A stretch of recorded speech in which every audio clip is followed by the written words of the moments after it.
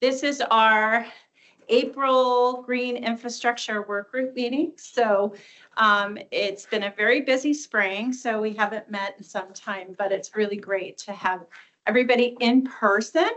And thank you to those that are joining us online. I believe Irene Ogata from the city of Tucson is also joining us as well. And so this has kind of been a long awaited presentation by the Flood Control District of Maricopa County. So thank you in advance for providing such a wonderful space, and we couldn't ask for a better day. I think it's just perfect weather, not too hot, not too cold, and the landscaping looks amazing. So thank you very much for the Flood Control District support of the Green Infrastructure Work Group. And I do want to provide a special thank you to Samuel Hanna and Nicholas Balik and Harry Cooper for helping create this particular presentation. So thank you so much for your support as well. And you can go to the next slide. We just have some general introduction slides. So just for housekeeping purposes, we're a pretty informal group, as you know, so make the most of the networking time, particularly when you go outside. Restrooms are actually out the door, around the corner to the right, past security, and I think to the right, correct? Left and right. Left and right. Okay, depending on if you're a woman or a man. So just FYI, if you need to take a quick break, please do so. If you have any questions or need anything, just let myself know. We're happy to support you.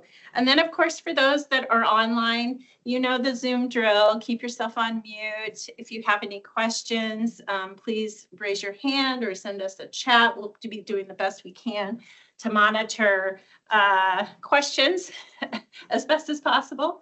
And following, thank you to the county for allowing us to record the presentation, which you've already got it started. Okay, perfect. So we'll eventually get the presentation available, but the PowerPoint slides I'll send out as a follow-up along with the contact information for our presenters. And then if there are any helpful links or resources that come out through the conversation, we're happy to include those as well. All right. So next slide. This is our agenda for today. So we will try to keep our introductions and announcements to a minimum because we are very interested in the presentation. And then we have allocated the last hour specifically for the tour, just to provide enough time so you can make yourself around, make your way around the campus, but also to answer any questions that you might have specifically. So next slide. And as part of our Arizona State University meetings, we do want to acknowledge our tribal partners. And so we do provide an acknowledgement, recognizing and honoring our 22 native nations that have inhabited this land for centuries and whose presence has shaped our region. And we recognize that we strive to build a sustainable and equitable community. We need to reflect on those histories and cultures of the native peoples who have long nurtured this land. So thank you to our tribal partners. And for those of you that are not familiar with the Sustainable Cities Network, it is an education and outreach program of Arizona State University's Global Futures Laboratory. We've been functioning since 2009, so hard to believe it's been 16 years. Some of you I know, like that long, which is pretty amazing. Our tenets are to connect communities, advance sustainability, and cultivate solutions. And we do this. It is a free voluntary network specifically to create a peer-to-peer network for practitioners at the city, county, and tribal levels. And so we do that. You can click to the next slide through a series of work groups, one of which this is green infrastructure, but we have energy-related ones, climate resilience, heat, federal infrastructure, electric vehicles. So we tend to create our work groups based on the responses from communities. So if you have a particular area that you want to explore and build capacity on with local communities around Arizona, let me know. We're always happy to add additional ones. All right, and then just a few quick announcements. The Sustainable Cities Network is part of the National Science Foundation Sustainable, it's called the SWISSy project. So it's Sustainable Southwest Sustainability Innovation Engine. Sorry, it's quite an acronym. And essentially, it's a 3-state, 3-university initiative in which to scale innovative technologies in the areas of air, water, and energy.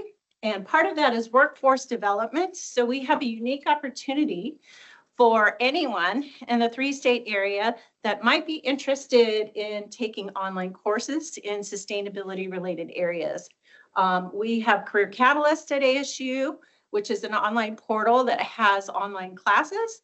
And we have an opportunity here through the end of April, which anyone, meaning any person, any high schooler, any college student, any neighbor, any employee can take these classes. There's 30+ classes for free using the SWISI code.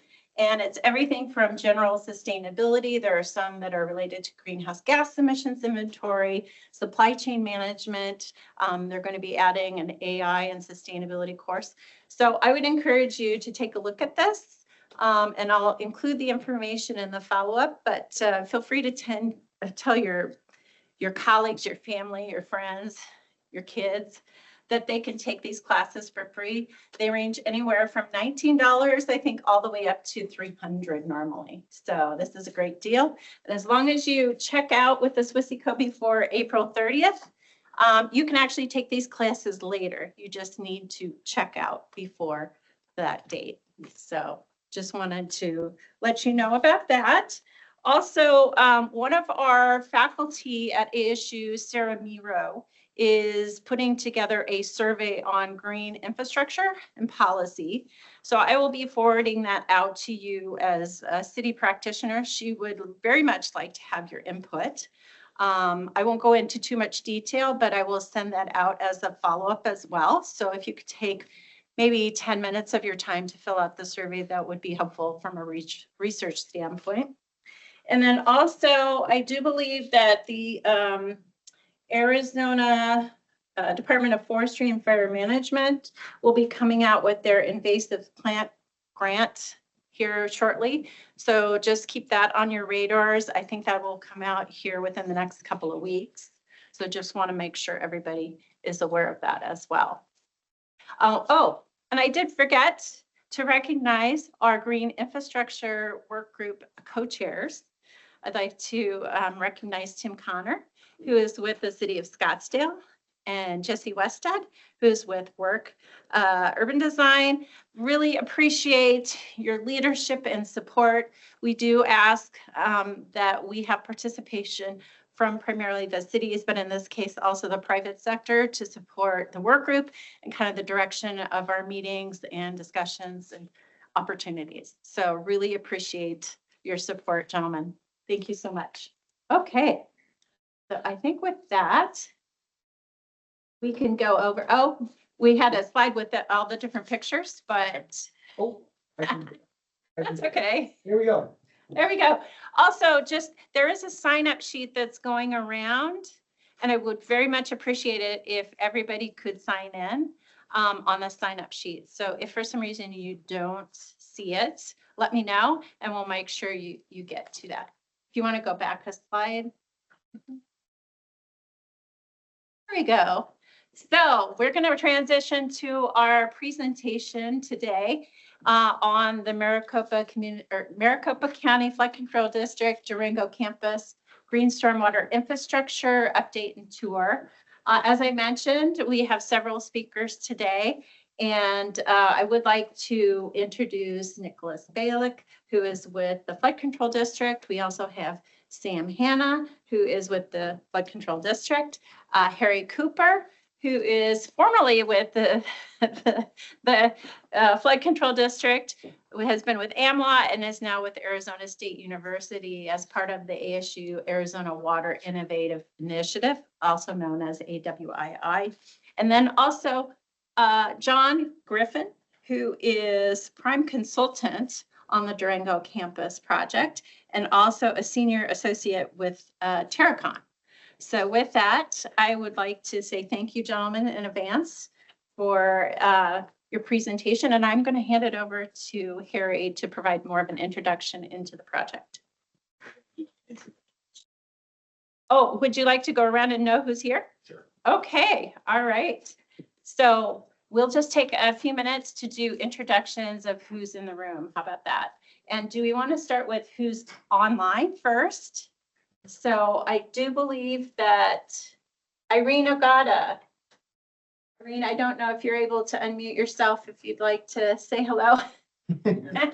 Hi, I guess I'm the only one from down here in Southern Arizona, Irene Ogata, Tucson Water. Thanks for sending this, Anne. Absolutely. So glad you can join us.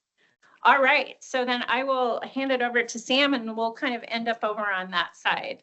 Good morning, everyone. I'd like to welcome all of you. My name is Sam Hanna, Construction Management Branch Manager with Flood Control District. My name is Lisa Rivera. I'm a water resources specialist with the Bureau of Reclamation's Phoenix area office. Hi, good morning. I'm Dr. Tom, professor at ASU. Before I joined ASU, I was working at U of A. So I've been working with Pima County Flood Control for many years. I really look forward to get connected with local people here. So it's really nice to be here. Hello, everyone. I'm Lydia Smart. I am a surface water inspector with the Department of Environmental Quality, and I'm kind of focusing on stormwater right now. Tim Lyons, I'm with Robin Millennium Walton Sustainability Solutions Services at ASU. And I'm the program manager over there for.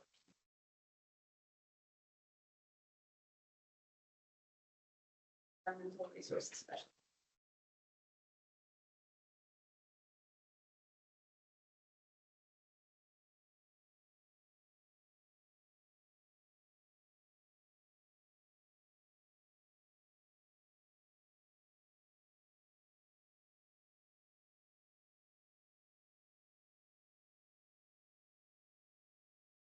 Hi, I'm Colleen Sack. I'm with the City of Tempe. I'm a project coordinator on the sustainability team working on urban cooling and food systems. Hey, good morning, everyone. Steven from the City of Mesa, Urban Forest Program Manager. Dan Fisher with the City of Tempe. Support division manager here at the Flood Control District. Everyone, my name is Matthews and I'm the second year PhD at ASU. Alexa, I'm with the Arizona Department of Transportation. I'm a biologist, but I work with study with Dr. Tom. This is right out of the city of Scottsdale. Morning, Alyssa Heron. I'm a undergrad student at the Arizona State Landscape Architecture. I work at Work Urban Design as well. Hi, I'm Brian Schalk with Wilson Company, civil engineer. Also the chair of the Nature-Based Stormwater Management Committee under AFMA, and we are always looking for presentations and field trips, so come see me. Great. Got to take advantage of the captive audience. Jesse Westhead, landscape architect with Work Urban Design. Good morning, Richard Atkins, the Urban Forester for the City of Tempe. Hey, everyone. I'm Tim Connor. I'm an Environmental Policy Manager at the City of Scottsdale. I'm going to jump to the back and then we'll go this way. How about that? Morning, everyone. I'm Lee Jimenez. I'm a project manager at the Flood Control District. Hey, I'm Suparna Dasgupta. I'm the planning branch manager for the control district. And just as an intro, thanks to Harry Cooper when he was here, we have with our area drainage master plans that actually originate from the planning branch. We have a very active scope now to incorporate GSI solutions to all our area drainage master plans along with structural solutions. So that's a newer initiative that and Harry was the initiator of that. Fantastic. Thank you. Chief Engineer. Roswell, CFO and drone pilot for Work Urban Design. Okay, that's a new one. We never had one of those, I think, at our before. So. Cross training. Morning, my name is Brian Sager. I'm a landscape architect with Work Urban Design. My name is Jeff Bauer. I work for the town of Gilbert, and I'm a civil engineer, and I write computer models for the water, sewer, and with the town of Gilbert, assistant town engineer. All right, and so with that, I will hand it over to Harry to get us started. So thank you so much. Did everybody get the sign-in sheet? All right, thank you. So hi, again, Harry Cooper, Director of Water Conservation Innovation with the ASU's Arizona Water Innovation Initiative. And that is a grant-funded program that is seeking sustainable solutions to Arizona's complex water problems. So that just a quick AWII thing is it's funded in part by federal monies that had come to the state a number of years ago. It's a 4-year grant or 4-year program that we have, research program. We're in the beginning of year 3. So we have 2 more years. Just give you the vision and the mission of what we're attempting to do here. You can skip to the next one. And just a quote from Governor Hobbs, just kind of reinforcing the idea that it's all hands on deck type of approach. It's not just coming from academics. It's not just coming from municipalities. It's public, it's private, it's everyone coming together to address those challenges. You can go ahead and one for Patrick Adams. So Patrick is the water policy advisor with the Governor's Office of Resiliency. He's also de facto kind of project manager. That's the liaison between the state and ASU for this program. So he's kind of the project manager. And just to give you an idea of the breadth of the leadership that's here, there are 5 pillars, vertical pillars within the group, and then there are 3 cross-cutting programs, of which water conservation is one of those cross-cutting programs. And then just real quickly, just to give you an idea what the state looks for and their water goals related to what it is that we're doing at ASU, making sure that we're protecting our water futures while we're continuing to grow the economy, addressing a sustainable framework for the Colorado River, empowering rural Arizonans to address their groundwater and protecting groundwater in their communities, addressing over allocation of groundwater in the AMAs that we're sitting in right now. And then again, all while making sure that we have fresh, clean water for everyone. And then, somewhat aligned with that are the AWII strategic priorities. I won't read those, but that's kind of the breadth of what we're doing. And then cross-cutting programs of water conservation, user experience, communications, and the sort. So I just wanted to give you a heads up on what it is that I'm doing. We can talk about it later. All right. All right. Thanks, Harry. Let's see. Go. All right. Well, thank you, everyone. This is a fantastic turnout. Again, my name is Nicholas Balik. I'm with the Flood Control District, Maricopa County, Water Resources Conservation Planner. This project, I was not the lead on. This was a result of many individuals over the course of multiple years, many of which are in this room, some of which may not have been formally acknowledged, but many of us in this room, we've collectively moved kind of the needle in the more acceptance of green stormwater infrastructure as a tool and a practice for all the multiple benefits that it provides. And this project, it's a celebration of all that. We did it. We implemented a large-scale project that meets multiple avenues, a lot of different individuals involved, a lot of different stakeholders involved, and trying to become this example moving forward. So this presentation, let's see. Oh yeah, we had a recent rain event, so nice. It worked. That's sweet. So at the Flood Control District in 2015, we updated our mission to not only acknowledge the economic developments and supporting a safe, responsible forms of it, but also we acknowledge stormwater as a resource for the long-term benefit of the community and the environment. And since that mission change, we've been progressing along in different approaches of trying to integrate kind of newer ways of thinking. And There's reasons for that. We live in the Southwest. There's been, a pretty extensive drought that has persisted for over 2 decades. And there's challenges associated with that. In the flood control district, we recognize that there's a role for us to play in the pluvial flooding aspects, and that stormwater is a component of that.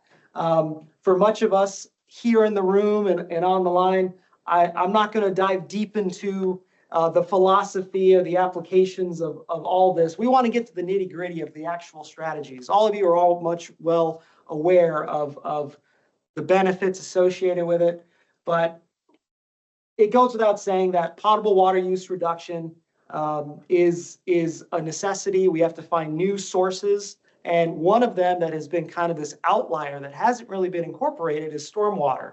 But we also need to optimize and utilize our existing water, such as groundwater and managing our in-state rivers, also being aware of our out-of-state or allocations tied to the Colorado River, our groundwater pumping, all of those things are built in.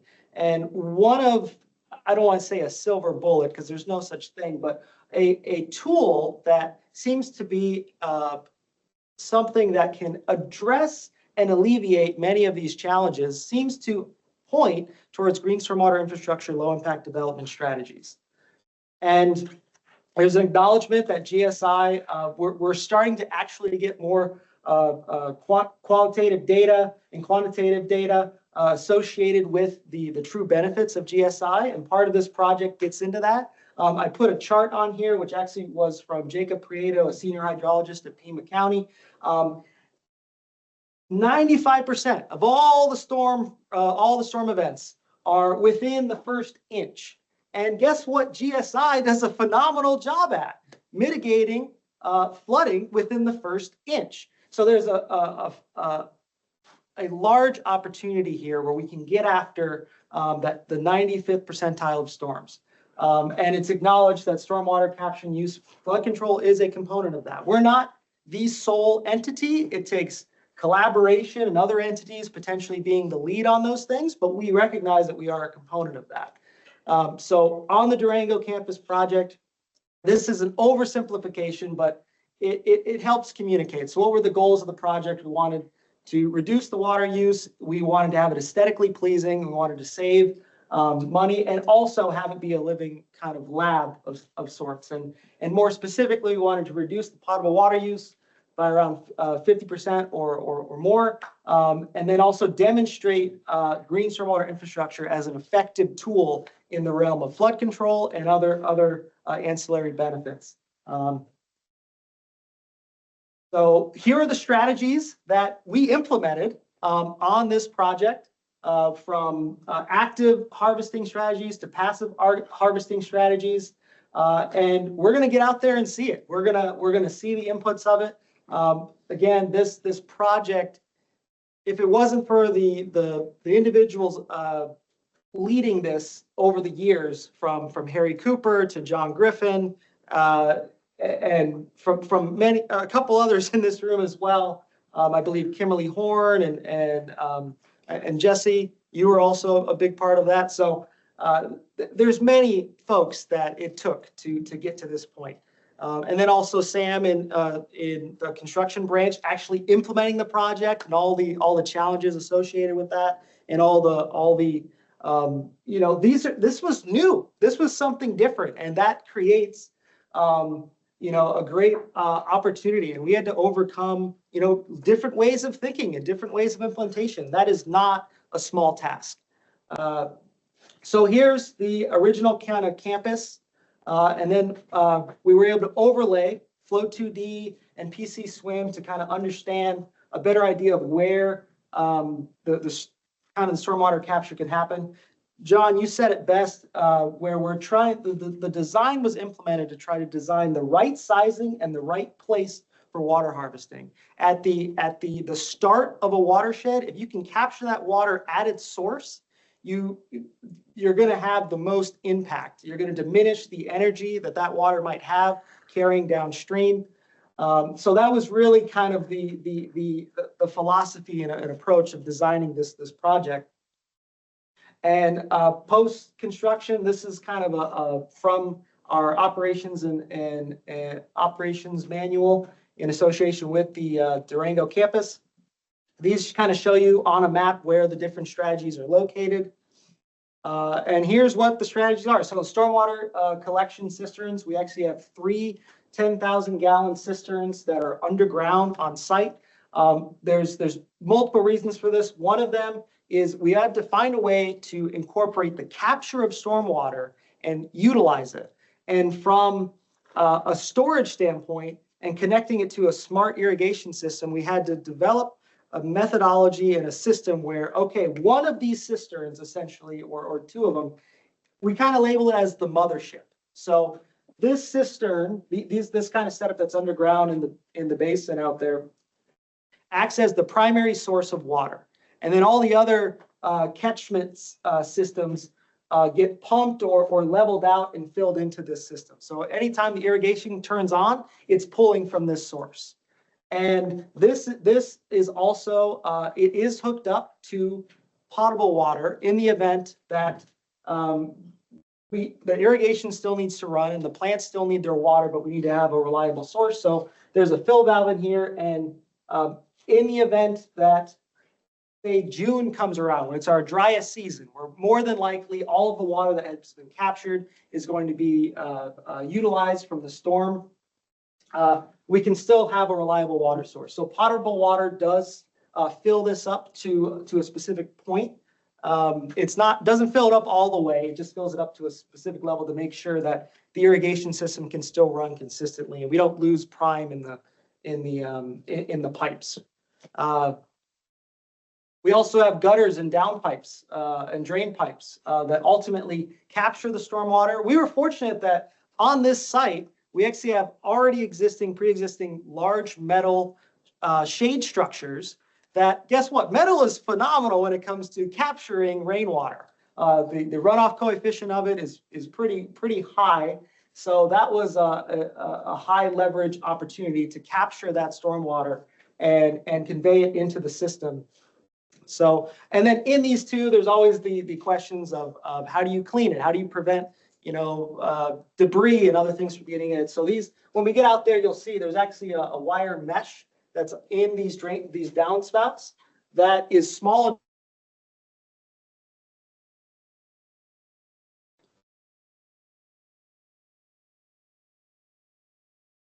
These PVC pipes have water in them to stay primed for the system to work, but these wire meshes prevent that. So you have your vector control there, and then they also have a self-cleaning component. There's a slope on it, and you'll see that there's a little brim where part of our maintenance is to gradually scrape that off and clean it. We have permeable pavers as well. And underneath the permeable pavers, there's also civil cells. So we initially were going to have 2 whole stretches of permeable pavers.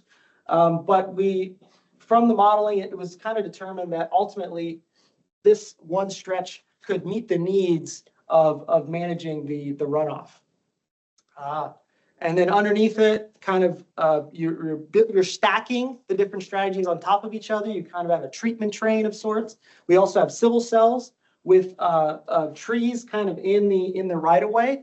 And these civil cells allow for more space for the root growth of the trees. So now you're going to have a well-supported root system where the trees can get a little larger and expand a little more and actually creating more canopy, while also having access to some of the rain runoff. And it's healthier for the soil. It's healthier for the roots. They're able to breathe a little bit more.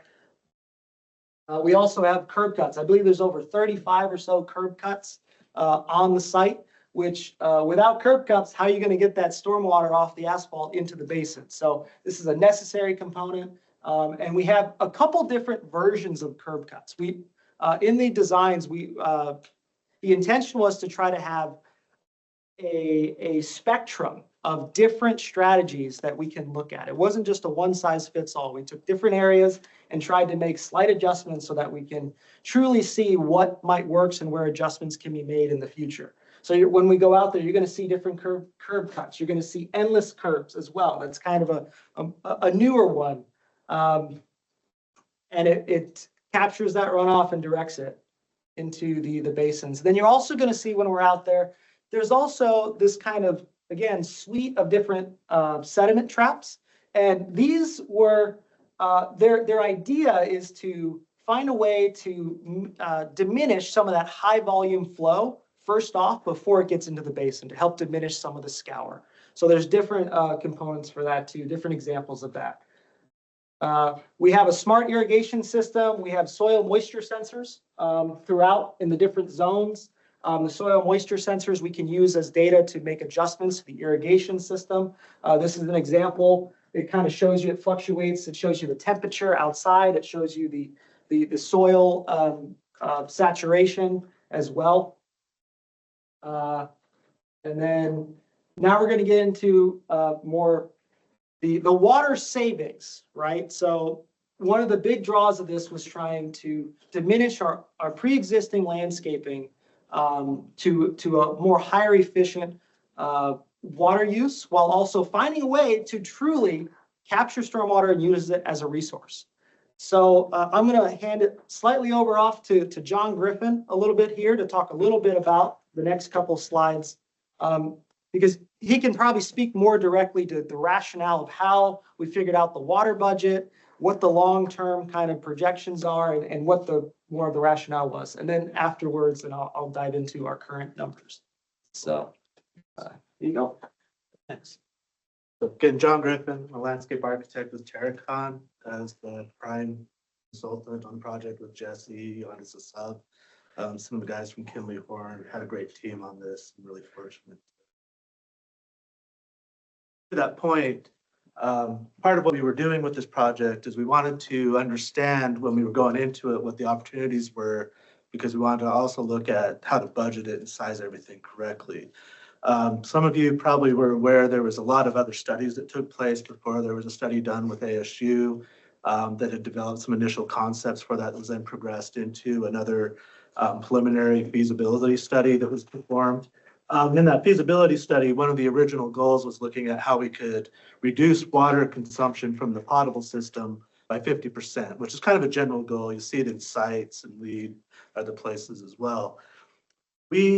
As we got into this project and we were starting from that point to then advance it into the design, very quickly recognized we were kind of set up to succeed in a bad way because this irrigation system was about 20 years old and leaky. So basically, pretty much by fixing the irrigation system and going to a traditional water-wise landscape, we identified very quickly that we could pretty much get to that 50% goal without doing green infrastructure or incorporating any of our interventions. So our original leaky system, we estimated over a 20 years period would be over 37 million gallons of water. Half of that just leaks, really, in reality. But by fixing the system, we would get down to an actual demand number of about 17 million gallons over 20 years. So we knew going in, we could meet that goal. So we're like, well, let's shoot higher. And one of the things that I think everybody in this room, or most people in this room, are pretty aware that is we're watching the effects of climate change. One of the concerns that we have, at least I think we probably should have, is that our storm events are becoming less frequent, more intense. And what does that mean for our ability to use passive capture for potable water offset?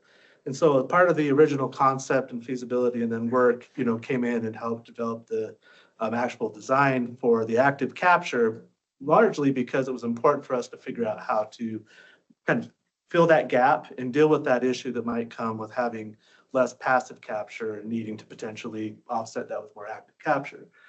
So as we were evaluating this, we wanted to see what our offset could be, both looking at passive capture and active capture implementation. And so just by adding your more low cost, low impact development strategies, using our water budget tool, we saw we could get another 4 million gallons out of the system over 20 years, which is a 24% reduction from our kind of baseline. What we considered our baseline was just doing things right, in terms of landscaping.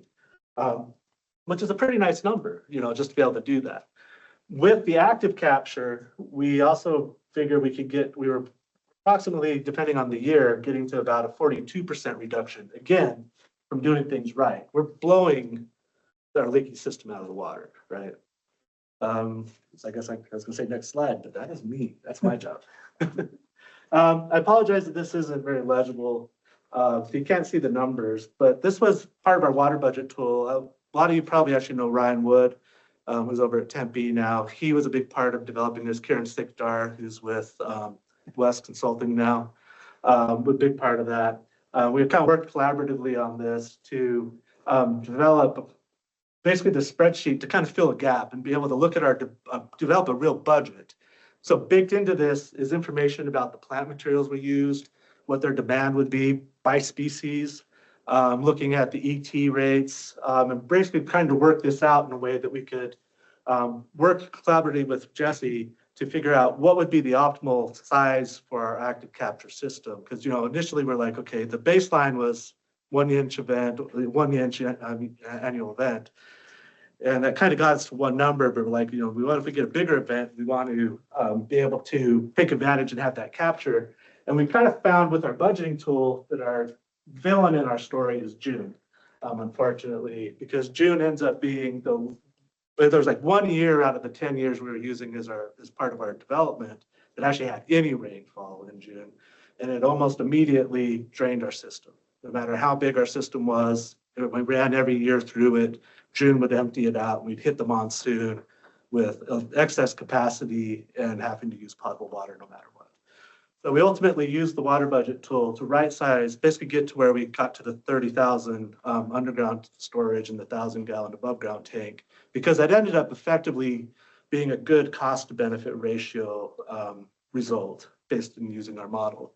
But the cool thing about the model is this has got last year's rain in it. So the 2023 rain, which showed us that with the 5.3 inches that we had fall at the rain gauge here at the flood control district, had we had the system in place, we would have captured 165,000 gallons of rainwater that we could have put back, both passively and actively, into the system to be able to have what we showed us about 136% of the 50%, the original 50% goal. So again, continue to demonstrate that we're using this active passive capture combination, really being able to achieve not just reducing potable water demand by 50%, but getting to results that I think can really ultimately achieve what I think is our most important goal, which is not just protecting or not just trying to deal with flooding, but we're talking about quality of life, right? That our landscapes really dramatically affect the people who live in areas.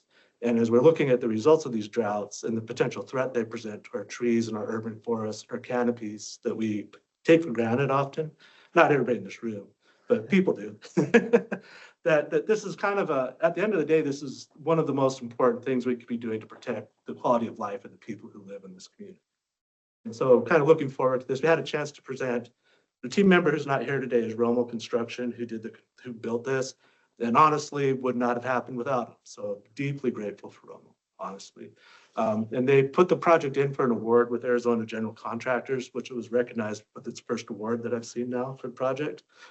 And it was kind of cool to see the response, even with the contracting community, in recognizing what this project represents to the people of Maricopa County.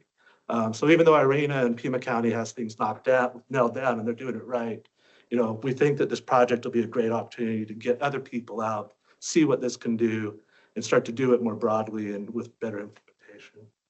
Thanks so much, John. Really appreciate all that and providing some of that extra context from the primary senior landscape architect that worked on this project. So thank you. We're going to move forward with the water budget a little bit. High level, so we're starting to actually track the water that is captured and utilized on the landscaping. So we're starting the number at, say, the start of this year, because there was 120 days without any measurable rain. So, you know, we could just throw that aside. But, you know, the start of the year, we have a rain gauge, which we're fortunate to. The fact that this is a living can be a living laboratory makes a whole lot of sense, because we've got a rain gauge, a precipitation gauge just in the tall pot nursery within a few hundred yards of the overarching site. And the Durango Complex 3300 weather gauge has shown that there's been roughly about a ½ inch of rainfall so far since the beginning of the year on the site. And what we have to kind of tease out kind of the water use. So you'll see kind of this area, it shows the total usage. So it shows potable water use. So that's potable water that has gone into the system. And then it's the total usage. So you kind of subtract the two, but we're not doing the total. We're doing that in conjunction with the baseline irrigation system. Actually keeps track of every gallon that goes in and out. That goes out into the system. And then we're able to find the difference between the potable water backfill and then the actual irrigation system and its use. And from this point forward, any difference, that's going to be stormwater capture that's utilized. So from that, we can determine that since 2020, the start of this year, from January to March, we've used just over 17,000 gallons that is stormwater. And that's stormwater that would have otherwise been potable water. We also are teasing out some of the costs of the project. So this is an estimated cost of the total green stormwater infrastructure components.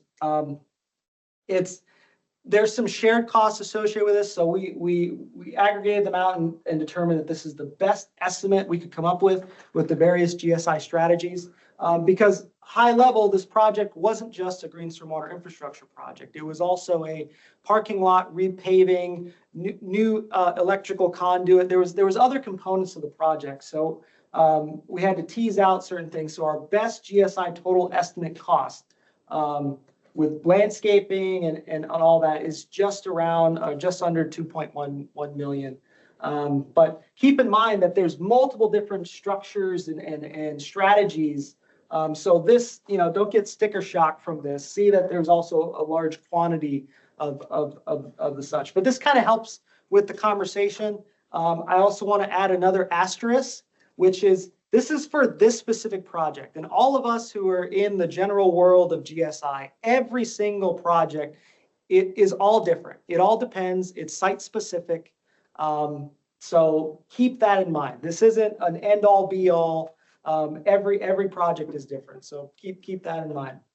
And then now we did the project, now we have to maintain it. So also John and others have been working together to create a Durango campus landscape maintenance manual, which is for internal purposes. And also we have a quick reference guide that we can give to the contractor as well, because we have different contractors do our landscaping and we're trying to get them to do things slightly differently. Get them to not maybe hedge trim or a lion tail or there's different practices that can be done. So it's a give and a take, and we're figuring out kind of the nuances of those means of communication. But we do have a reference guide, and I can, it's not in the reference guide isn't fully finished yet. We're close. And we're getting close to the landscape maintenance manual being fully complete. And, a lot of the material and the practices of the maintenance, it uses your basic tools. We're removing the aspect of leaf blowing or hedge trimming. A lot of these tools, you need your basic PPE.